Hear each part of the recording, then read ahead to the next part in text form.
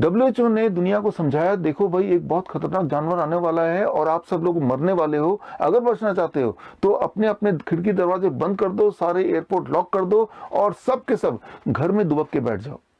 और साथ में एक ट्रीटमेंट प्रोटोकॉल भी दिया और ट्रीटमेंट प्रोटोकॉल के नाम पे कुछ ऐसी दवाइयां जारी कर दी जिन्हें एक्सपेरिमेंटल ड्रग के कैटेगरी में रखा गया है। एक्सपेरिमेंटल ड्रग मतलब ऐसी दवाइयां जो कभी भी किसी भी बीमारी के लिए आज तक ना तो अप्रूव हुई है, ना ही इस बीमारी के लिए कभी एनिमल मॉडल पे भी ट्राई किया गया है, जस्ट यूं ही डाल दिया। मतलब ये दवाइयां इतनी खतरनाक कि बीमारी से आप मरे ना मरे, दवाई से जरूर आप मर सकते हैं। और उसके बाद जो हुआ पिछले 3 महीने, वो सब आपकी आंखों के सामने है। लेकिन आज 7 अप्रैल, आज हमें दूर से एस्टिमेट करने की जरूरत नहीं है। आज कोरोना वायरस पास आ चुका है, हमारे घर के पास आ चुका है। दूर से जब एस्टिमेट किया था तो आप ग्राफ को देखिए, तब हमें लगा था कोरोना वायरस, आप जहां लाल रंग देख रहे हैं कहीं यहां है, यानी कि बाकी सारे वायरस जो दुनिया में पहले आ चुके हैं उन सबसे ज्यादा डेडली, उन सबसे ज्यादा कंटीजियस। इसीलिए शायद हमने वो सारी चीजें की जो आज तक कभी हम सोच भी नहीं सकते थे, जिसमें क्वारंटाइन हो गया, लॉकडाउन हो गया। ये सारे शब्द तो हमने अपने पूरे जीवन में कभी ना तो सुना ना कहीं पढ़ा। तो वो सब इसलिए था क्योंकि तब ऐसा लग रहा था कि सृष्टि में अब तक ऐसा जो नहीं हुआ वो अनर्थ होने वाला है। लेकिन अब इस चीज को 3 महीने हो गए हैं, अब हमने वायरस को बहुत ध्यान से देखा, करीब से देख लिया है। 26 March New England Journal of Medicine, उसमें रिपोर्ट आई कि कोरोना वायरस क्या है।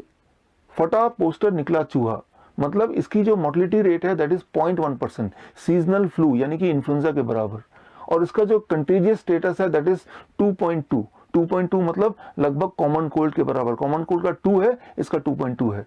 यहां मैं एक बात बताना चाहूंगा, किसी भी वायरस की जो फैलने की शक्ति है वो सिर्फ वायरस पे ही निर्भर नहीं करती है, वो कई सारे और फैक्टर पे निर्भर करती है। उनमें से एक इंपॉर्टेंट फैक्टर जिसे बोलते हैं हर्ड इम्यूनिटी, HERD इम्यूनिटी। अब हर्ड इम्यूनिटी क्या होती है ये आपको समझाना जरूरी है, यहीं से कुछ नई बातें आपको समझ आएंगी जो आपके काम की हो सकती हैं।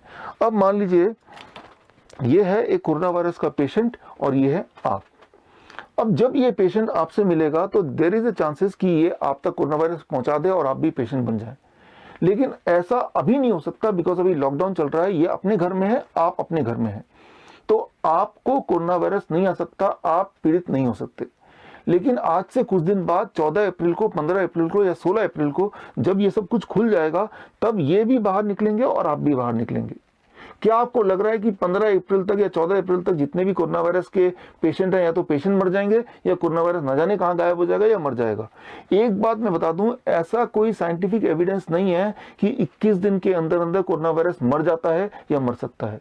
There is a great amount of chances कि कोरोना वायरस से ये इंसान मुक्त हो भी जाए, उसके बाद भी he can be a carrier of corona virus for long long period. मतलब ये उससे पीड़ित तो नहीं है लेकिन वो कैरियर है, सिंपली कैरियर। और ऐसे में there is a great amount of possibility कि इससे कोरोना वायरस आप तक भी पहुंच जाएगा। बोलने का मतलब है कि लॉकडाउन से सिर्फ आप चीजों को पोस्टपोन कर रहे हैं। अब जब लॉकडाउन खत्म होगा तो आप सब कभी ना कभी तो खत्म होगा, और जब भी खत्म होगा तब ये और ये बाहर आएंगे और तब ये ट्रांसफर होगा।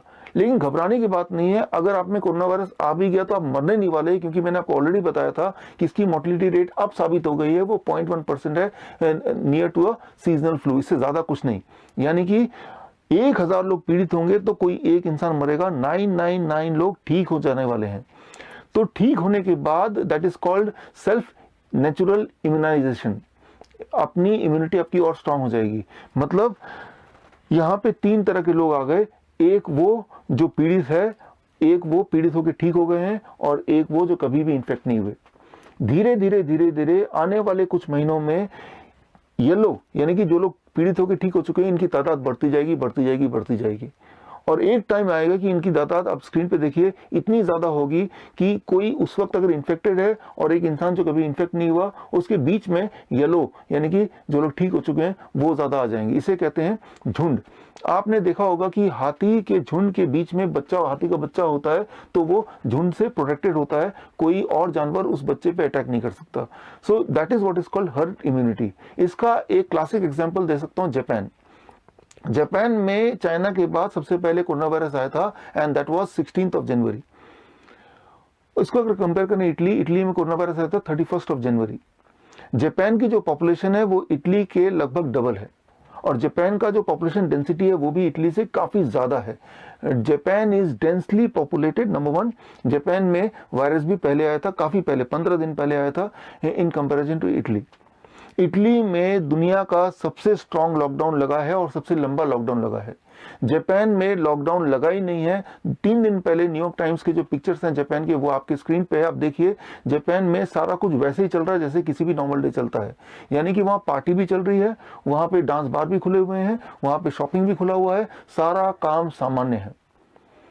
अब जरा सोचिए, अगर हम एस्टिमेट लगाएं कि भाई कोई देश ऐसा जिसमें लॉकडाउन भी नहीं है और कोई एहतियात भी नहीं बरत रहे, तो मतलब ऐसा होना चाहिए कि वहां हाहाकार मच जाना चाहिए, वहां लोग सारे मर जाने चाहिए, सारे के सारे कोरोना वायरस से पीड़ित हो जाने चाहिए, लेकिन ऐसा कुछ भी नहीं हुआ। आपके सामने है जापान की स्टोरी।